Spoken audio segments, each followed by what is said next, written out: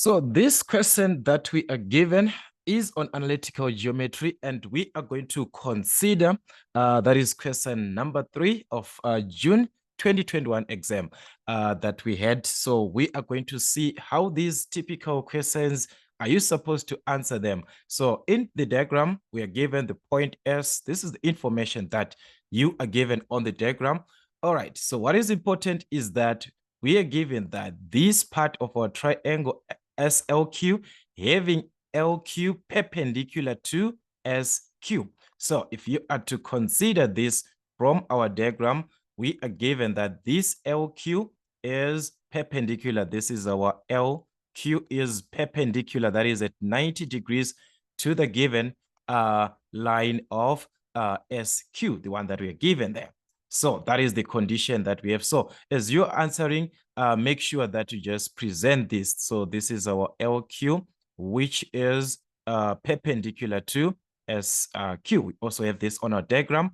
All right, no problem. Then we are given that SL and SQ are produced to points R. So we are given the 2 points which are being produced to the point R, which is SL, and this other point to meet at the point R there. Okay, so we do not have a problem there.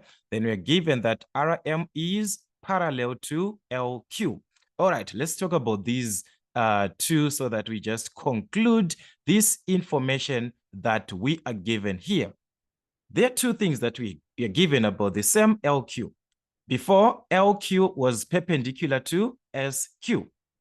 This time, LQ is parallel to RM. What is it that we can conclude about this condition that you're given? If truly that this is perpendicular here, and these two lines are parallel as we are given, we understand that this angle that we are given of 90 degrees at Q is going to be the same as this angle that we are given here at M. What concept is that? You are now considering your corresponding angles, right? The ones that gives us or that formulates an F. If you are given a pair of parallel lines, this angle that you're given at this point and this angle at this point are supposed to be the same. This angle that you have at this point and this angle that you have at this point are supposed to be equal. They're supposed to be the same.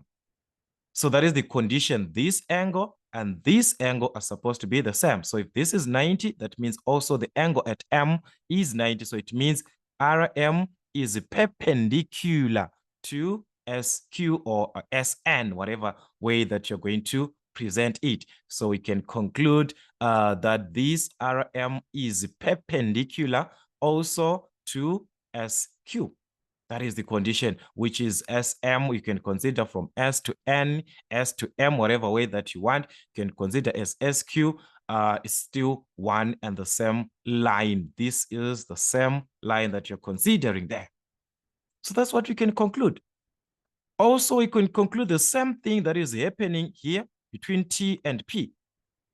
If we are to be into this question, so we're going to talk about that because it is the same thing. The T and the P head there, they still maintain the same thing of our parallel lines.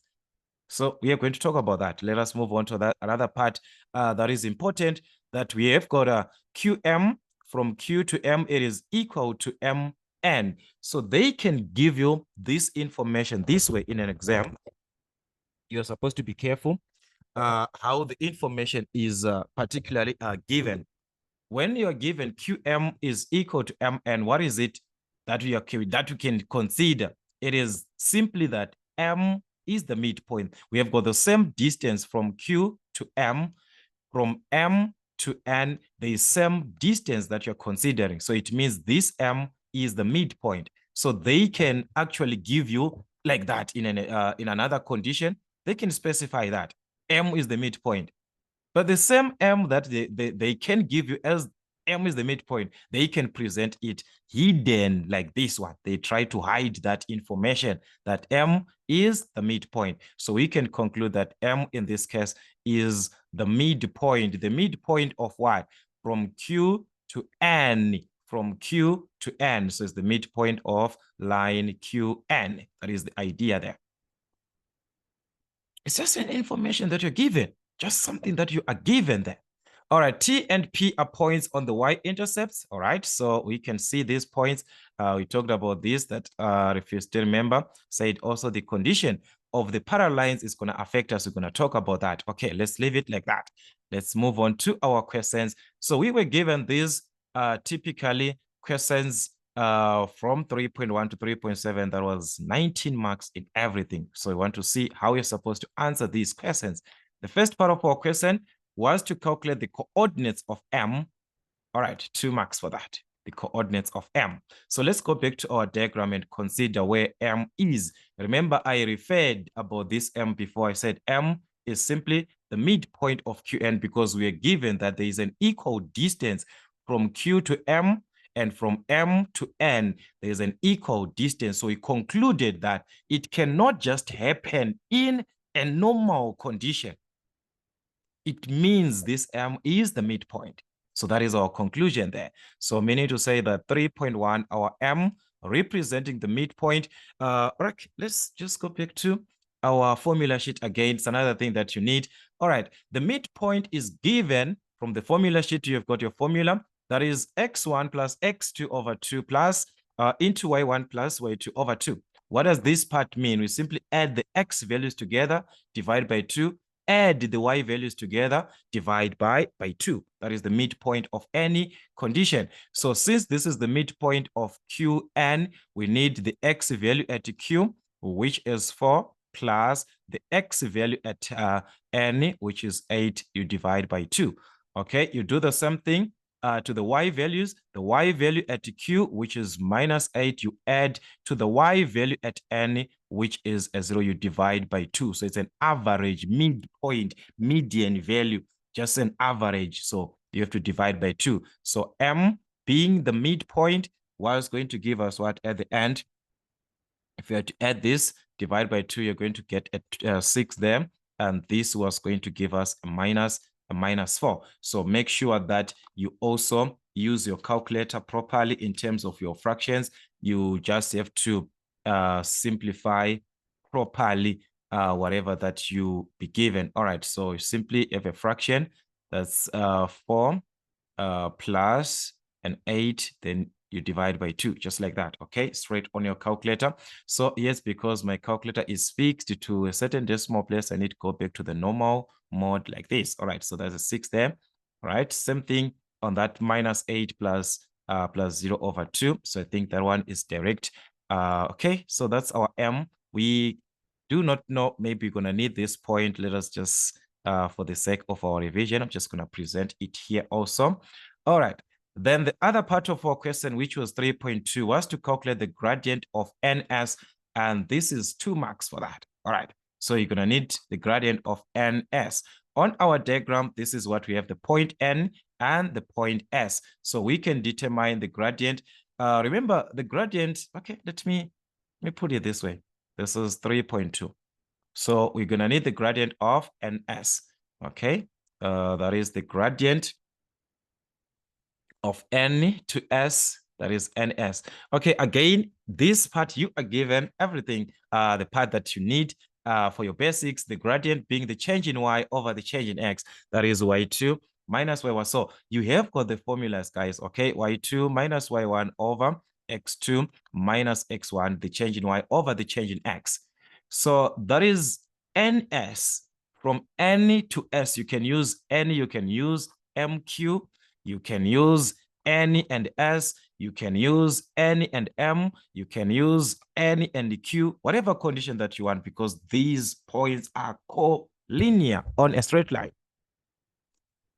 But if you have to consider directly the point N and the point S, okay, just gonna call this X1, Y1. Remember, guys, your grade 11, Y2, then you just substitute your values. Y2, the Y value at S, which is minus 16, minus the Y value at this point, that's a 0 there. The X value, which is X2, that's a 0 minus X1, which is the X value at N, that's 8. So this is going to give us the gradient of a 2, minus 16 over minus 8. That was the gradient of the line NS. Okay, so let's just leave it like that. We do not know what's going to happen there. Show that the equation of line LQ which is on 3.2, is given as this.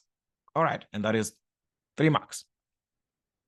You are given already the answer there. You're already given the answer, the equation of line LQ. So let's consider where LQ is. This is our LQ. All right, LQ is this line. This is your LQ. There's something that we concluded before about these lines that we have here. All right, LQ is perpendicular to SQ. We are told that.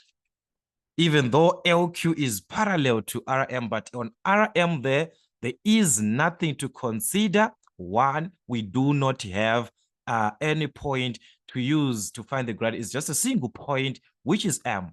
So there's nothing that we can take from this line RM. But so far from the line SN, which is the same as the line SQ, like I said, these two are like, if you're considering anything along this line, anything along, it is the same.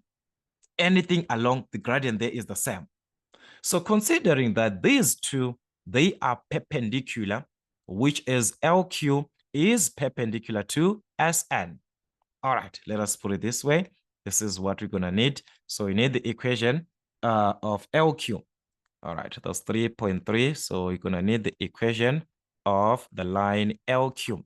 So considering the equation, there are two ways that you can actually determine the equation from the y is equal to mx plus c, or you can use the part of y minus y1 is equal to m into x minus x1. It's up to you. Okay, so that one is up to you, or you can just use this part of y is equal to mx plus c, where m is the gradient and c is the y-intercept. So in this case, m is the gradient. Are we having this gradient? No, we do not have. So we have to consider the conditions that are presented about the line LQ. What are the conditions? Our LQ is perpendicular to SQ. If you're talking about the line SQ, we are still talking about the same thing about line SN. So meaning to say the product of the gradients, the products now we consider, because they are perpendicular, what is going to happen with the product of the gradients? Must give us a -1. If lines are perpendicular, the products of the gradients should be -1. If they are parallel, they have got same gradient. If lines are parallel, same gradient. So meaning to say the gradient of RM is equal to the gradient of what? Of LQ, because they are parallel. But these ones are perpendicular. The product, if you multiply, must get a -1. So it can be an advantage because we have got the gradient of SQ. Why am I saying so? From the gradient of NS. NS is this line, the whole of this line. We are considering the same line from the collinear concept. It follows that the gradient of any Q of QS, which is the one that you're considering here, because here you wrote as what? As SQ. So it follows that the gradient of SQ is equal to the gradient of SN, which is the one that we calculated. Why we're talking about the collinear concept, all right? Collinear concept. If points lie on a straight line, they have got the same gradient, all right? If you take these 2 points, if you take these 2 points, if you take these 2 points, if you take these 2 points, you are going to have the same gradient throughout. So meaning to say the gradient there is a 2. We have got this gradient. So meaning to say this gradient is 2, but we do not have the gradient of what? Of LQ. Remember, it's the one that we need to determine its equation. So the gradient of LQ times 2, which is the gradient of SQ, must give us a -1. So what is the gradient of LQ? Just divide by 2, just like that. So that means the gradient of LQ is equal to -1/2. If I have the gradient, I can use one of these formats to determine the equation. I talked about this. You can use this part, or you can use this one. So I'm going to use y is equal to mx plus c. You can opt for any part that you want. So using y is equal to mx plus c, where m is the gradient, we are going to substitute our m, which is -1/2x plus c. So to determine the value of c, you are going to need any point which lies on this line LQ.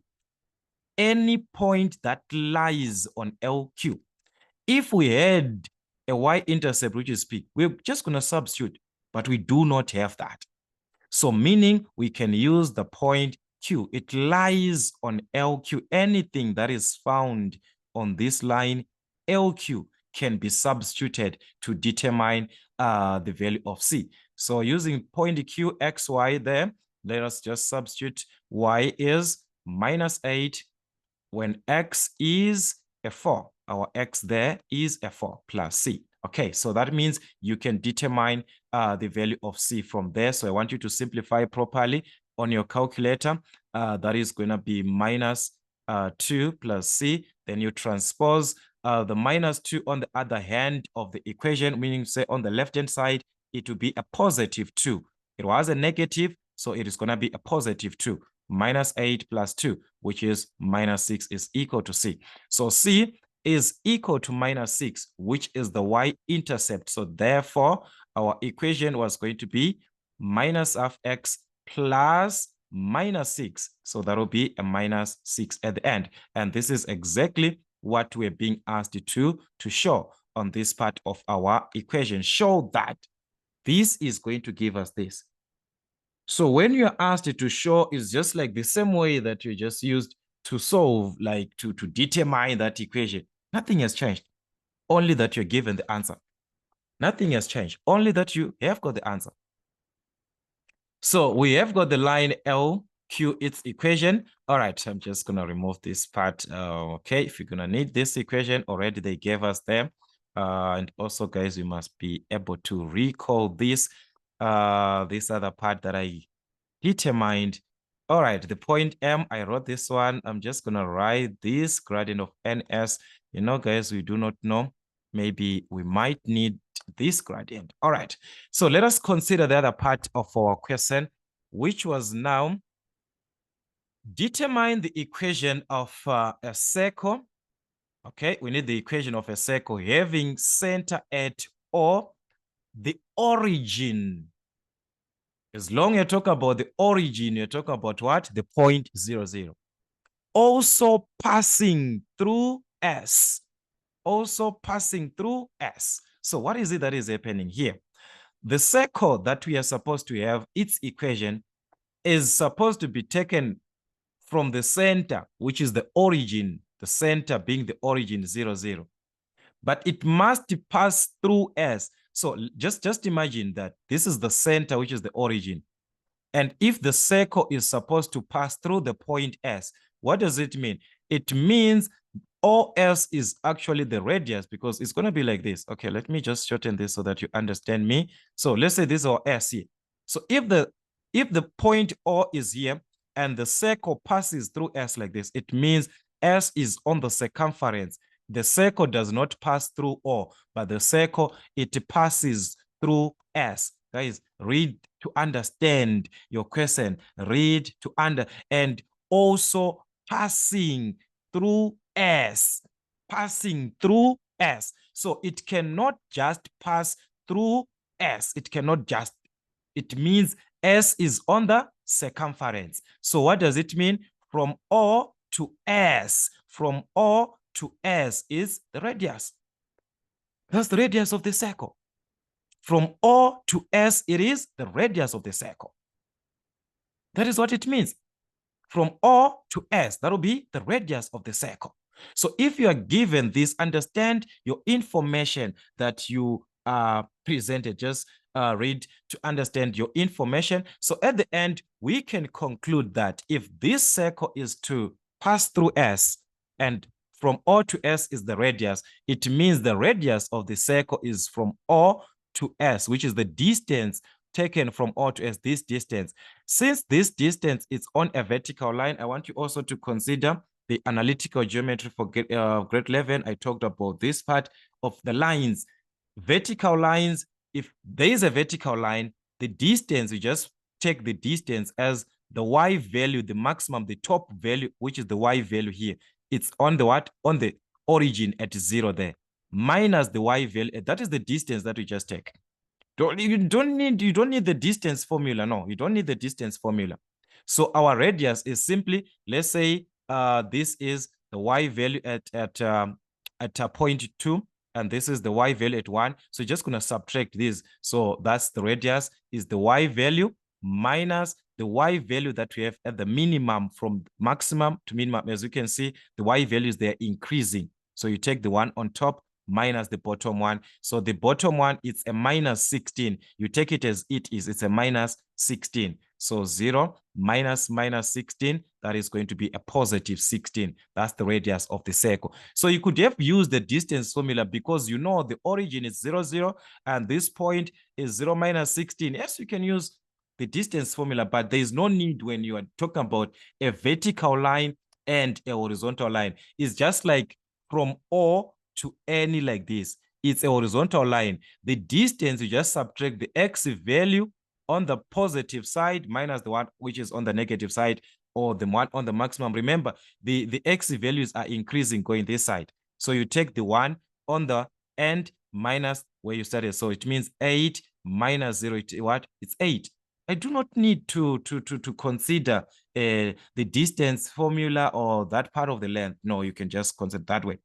So it follows that if a circle passes, if a circle is actually passing through the origin, you can just take your formula as x squared plus y squared is equal to r squared, where r is the radius. That's x squared plus y squared is equal to r squared, where our radius is 16 squared. So that's x squared plus y squared is equal to 16 squared, which is 256. So you can just present your formula this way. If the circle passes through the origin, but if you want to consider this formula, still you can apply it. Still, you are not limited. X minus a squared plus y minus b squared is equal to r squared, where by AB is the center. So in this case, you're given the center of the circle as the origin. So you know that the center is 0, 0 there. So if you were to use that formula, it means we're going to have x minus a squared plus y minus b squared, which is equal to r squared. Remember, we are saying this is taken from the center. Our A, B is the center, which is in this case, it's 0, 0. So meaning you say A is a 0, B is a 0 there. So if you substitute a 0 there, a 0 there, what is it? There's nothing. So this is just going to be x squared. X minus a 0, that's x. Then you square it. Plus y minus 0, that's y. Then you square it, which is equal to the radius squared, 16 squared. So as you can see, still you're going to have the same answer at the end, no matter the formula that you use. But you can take it as an advantage, just that if the circle is passing through the origin, this is the short formula that you can just use when it is like that. So we have got the equation of the circle, which has got the center or the origin and passing through S. Calculate the coordinates of T. All right, so the question is, where is this T on our diagram? Because we just calculate the coordinates of T. What is important about this T? All right, T is actually here. Let us consider this, okay? That is where our T is on this point. T is actually a point which is the y-intercept. And not just that. From the concept that we had before of the parallel lines, we said RM is parallel to LQ. These two, they are parallel. And T is on the y-intercept. Okay, let me be writing this so that it can help us. So the equation of a circle, I hope you remember it if you're going to need it. I'm going to remove this part so that we clearly see our diagram here. So what I'm simply saying is that you are given T as the y-intercept in this case of the line Rn. So considering that we do not have the equation, also there's nothing special about this information. It's not even the only thing that is just the y-intercept. There's nothing special about this point. It's not even a midpoint. It's just a y-intercept. So meaning to say we can work from the equation of the line Rn, because if it is the y-intercept, it means t lies on what? It means t lies on Rm. All right, that is Rm. Why am I writing Rn, guys? This is Rm, Rm to R2M, this one, Rm. So we are simply saying t lies on line R2M.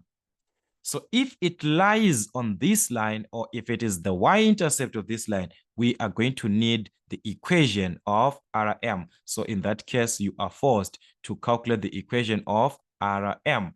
Okay, so Rm, we are not going to waste much time because already we are told, or we are given, that this Rm is a parallel to LQ. So it means they've got the same gradient. Remember, I talked about this, that parallel lines, you've got same gradient. So it means we are going to take the gradient of LQ. The gradient of Rm is equal to -1/2 in this case, since this is parallel. Parallel lines, they have got the same gradient. So from there, we can determine our equation. From the equation, y is equal to mx plus c, y is equal to m, which is the gradient of -1/2 times x plus c.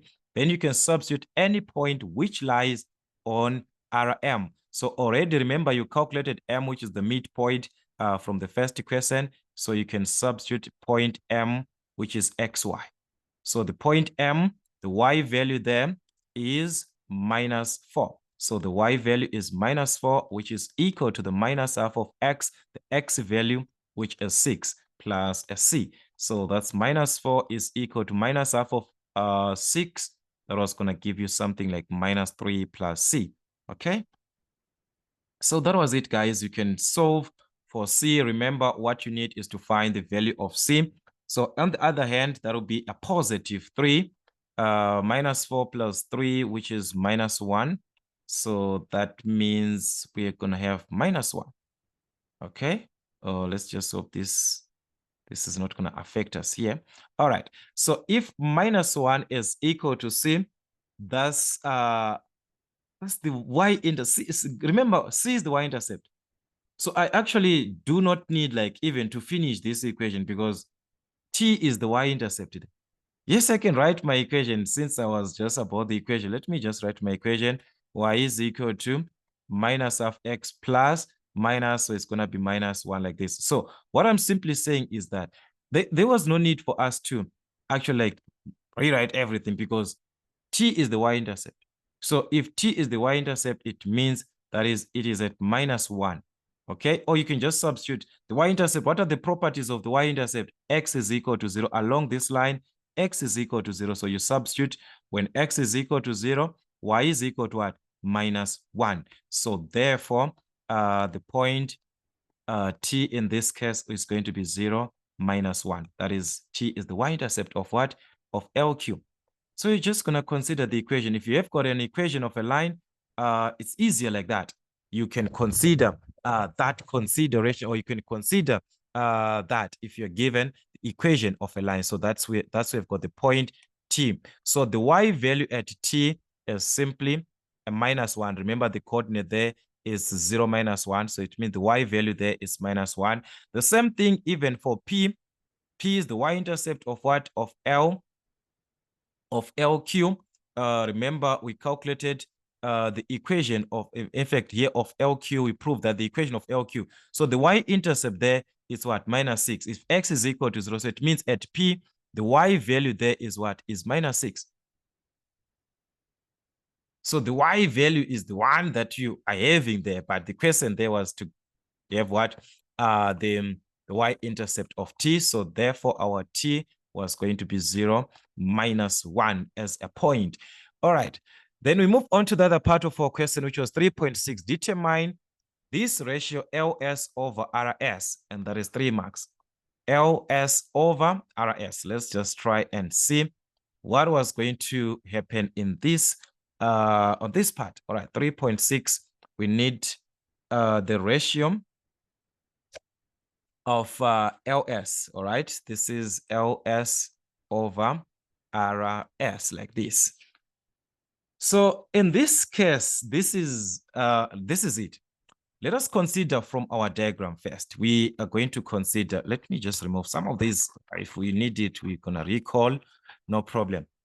If we were to consider on our diagram here where LS is from L to S, that is this line. All right, we do not have anything on this line. It's just the point S. We do not have the point L. There's nothing special about this.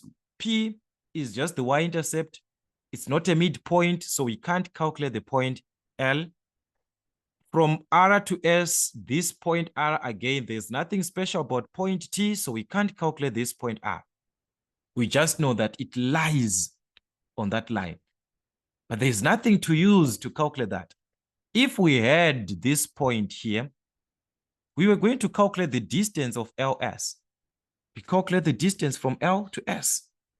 Because we have got the point L, we were going to calculate that. If we had the point R, we are going to calculate the same distance. So in this case, you are limited because you do not have these 2 points. And also you're limited, you can't calculate this. All right? Unless you have got this equation of the line, and now you have to calculate from the x-intercept, from the point of intersection. You do the same thing, point of intercept, but here there's nothing to use. There's no relationship to use with these lines. This line is not parallel to this line. This line RS is not parallel to this line. The same line RS is not perpendicular to this line. Look, they're not perpendicular. So there's no relationship that you can use there. So you are stuck. So what are you going to do? Because they are parallel lines, this question now was bringing you back to your Euclidean geometry. Okay, because we've got the issue of the parallel lines there. So what is it? Let's go back to our proportionality. Remember, this is an exam question now. It's not about just analytical geometry that you answer there. You are now combining everything that you have studied. So remove your mind from the analytical geometry concept. Let's go to our Euclidean geometry. What is it that we understand about this concept of our parallel lines? They are parallel, so it means our proportion can be used. All right. Taking triangle, this bigger triangle, this one, where these points are, and this triangle that is inside here from L to Q, taking from L to Q. Are you seeing that you're forming a triangle there? There are two triangles that are being formed. So proportionality can be used. So we can take this from L to S. From L, to, you must just take corresponding. If you say from L to S like this, you can take from this triangle, you can take from P to S. So you can take from P to S. You can also take from, because it's the same triangle, this one is the same triangle. So you can also take from what? From Q to S. We are still having the same parallel lines. So you can also take the distance from Q to S. Over in this case, RS, if you are taking from R, take note where you are moving. You are now from this bigger triangle, this one, the bigger triangle. It must be, that is why it's called proportionally. It must be proportional to the way that is taken. Proportional. So from R to S, this is what you have here, R to S. It means from the bigger triangle, we are moving from O to S, from the first one that we remember, I took PS, this one. PS lies on the same line with what? With O to S. We are going to take from from the bigger triangle to the end there, from O to S. This is the part that you're going to take, O to S. So this one was going to be OS. Where we took QS, QS is on this line here. So it means the first one, if it was QS, this time we're going to take from the, look, R to S. So we take from the beginning of the triangle to the end of our triangle there, from M to S. So that is what you could have used. So the question is, are we having this because it's a proportion? It said it is equal. If it is equal, it means if I calculate this, I have already calculated this that I do not have here. It means if I calculate this one, this ratio, I have already calculated this one, I have already calculated this one. So that is the advantage of the proportion now. So you are going to choose. So when you're answering questions, don't expect to have a concept of a single topic only. No, don't expect that. So anyways, let us see what we're supposed to do. PS, we can have this distance. Remember what I said about the vertical line concept. So as I'm just going to take this one. Okay, I'm just going to explain both. No problem. So I'm just going to take this from O to S. We can also have the distance. Fine. So in this case, I'm going to use this one, that LS over RS is equal to PS over OS. All right. So if it is like this, from P to S, this distance here, from P to S, it's a vertical line. Remember what I said about the distance on a vertical line. The Y value at this point is what?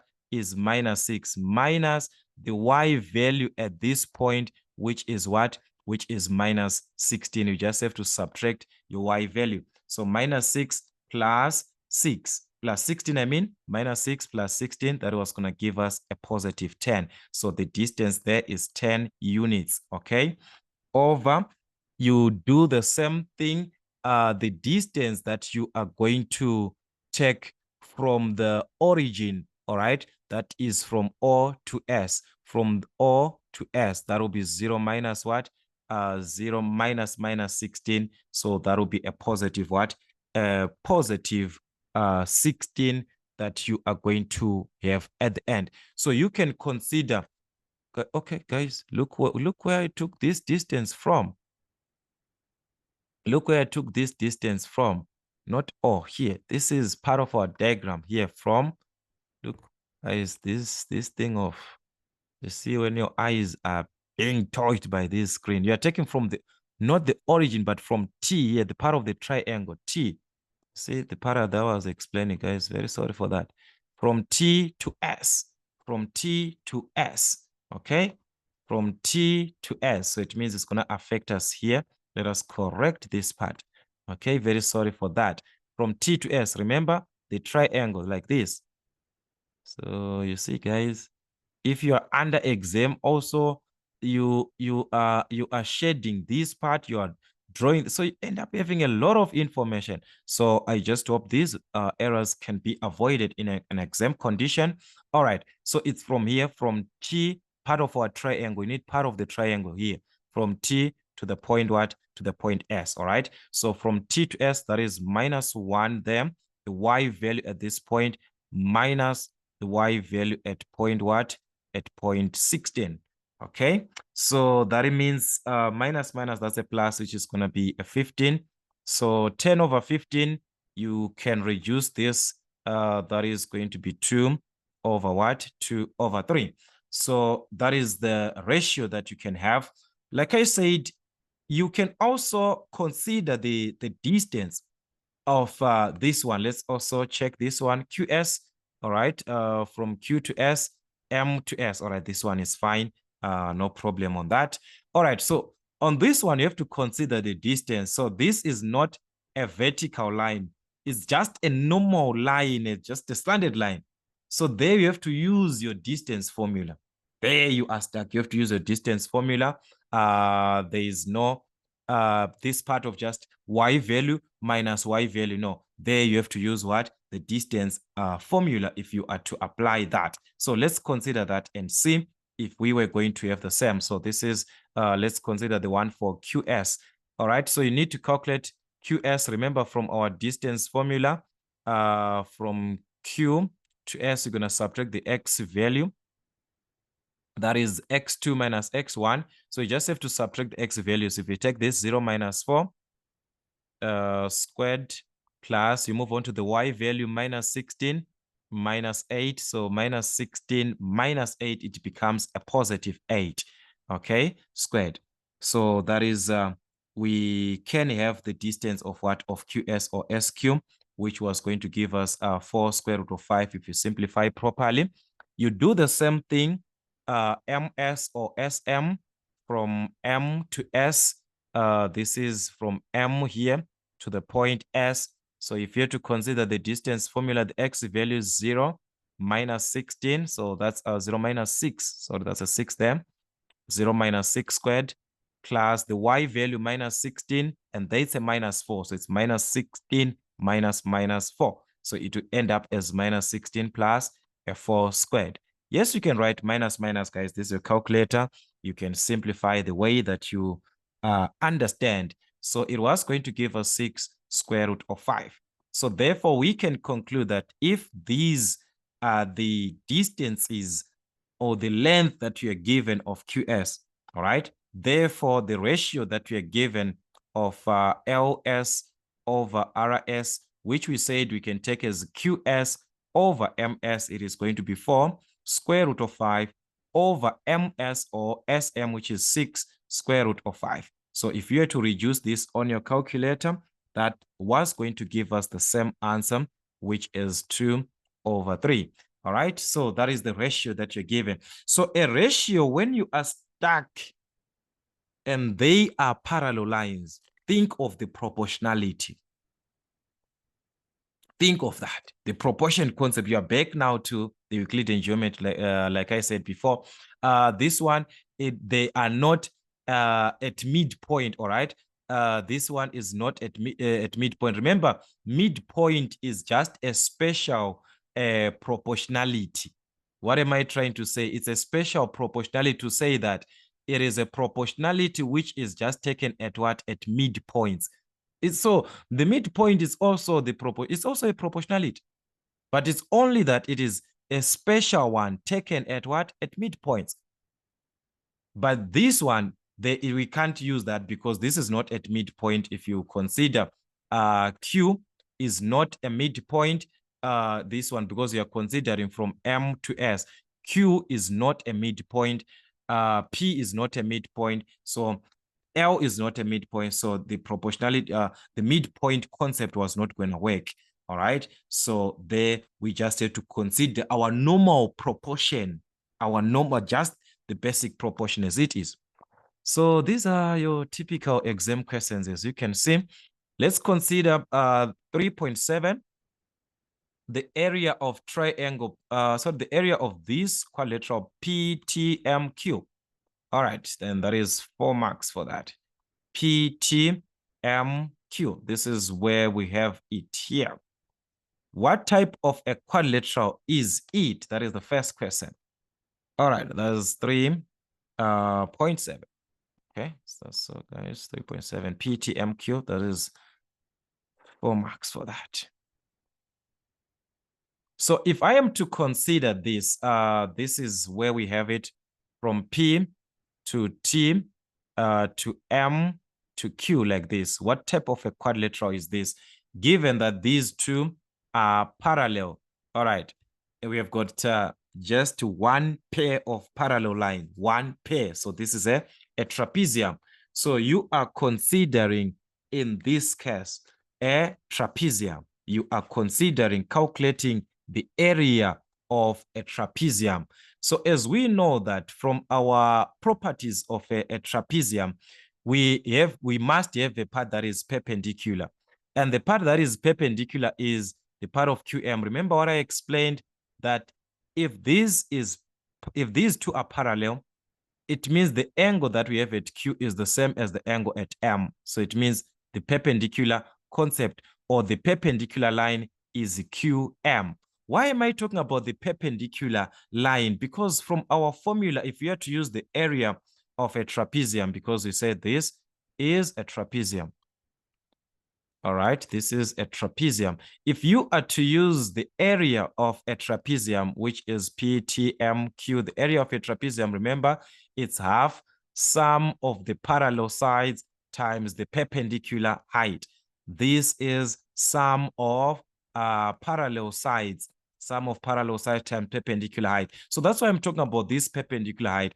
The sides that are parallel, you already have these. The sides that are parallel, it is going to be from P to Q. So this is P, Q plus from T to M. These are the sides which are parallel times the perpendicular height, which is not TP. No, This one, they are not at 90 degrees. But these ones are the ones that are taken at 90 degrees on QM. Remember, we're given a 90-degree before. And from the concept of parallel lines, these are corresponding angles. So it's 90, it's 90. This is a perpendicular line, but we are referring from Q to M, part of what? Of our quadrilateral. So that means we are going to multiply this to QM or MQ. That was the concept.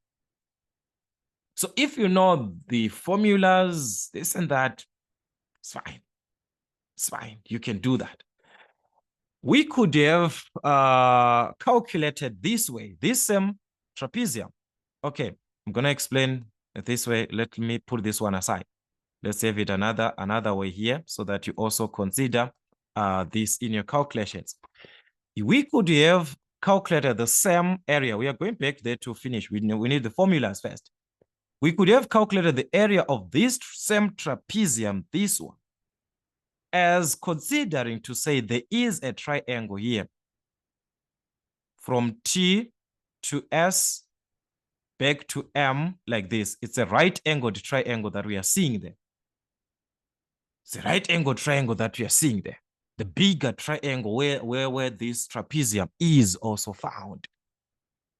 So if we calculate the area of this triangle, which is area triangle TMS or whatever that you have, and we subtract this triangle, this one that I'm shading here, which is also a right-angled triangle. And what is the name of this triangle?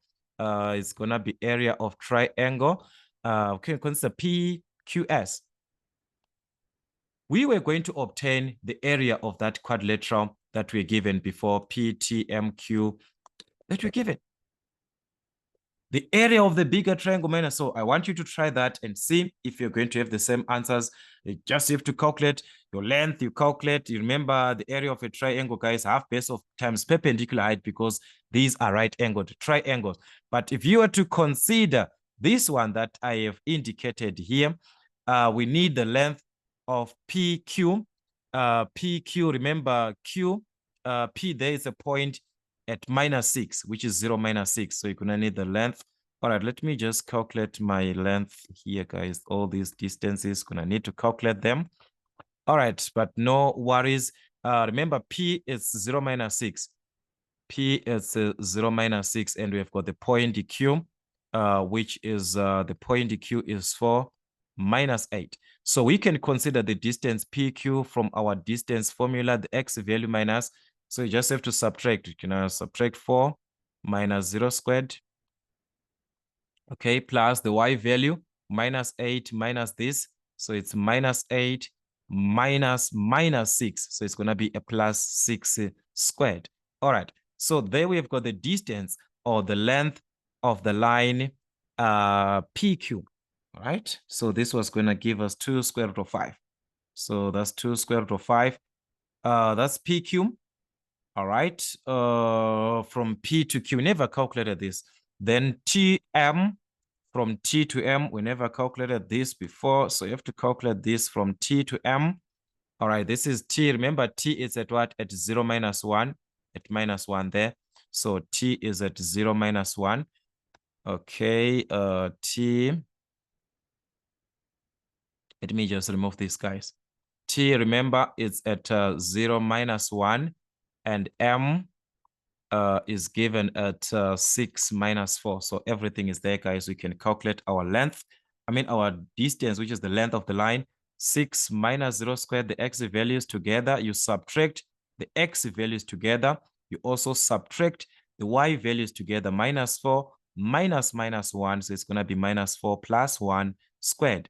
So that was going to give us the distance of TM, which is 3 square root of 5. Then QM, this one we calculated when we were using that ratio concept. If you were using the ratio concept, that one, it means you calculated your QM. What was it, QM, or it was, no, it never, we calculated from Q to S and from M to S. So guys, we are forced again to calculate QM. Let's calculate let us calculate our QM. So again, we can do this Q to M. That is the distance, subtract X value. So you're going to subtract 4 minus 6 or 6 minus 4, no matter the way that you want there. So that is going to be 4 minus 6 squared plus minus 8 at Q. All right, minus 8 minus 4. So it's minus 8 plus 4 squared. All right, so you have to calculate the distance of this line QM. And this was going to give us 2 square root of 5.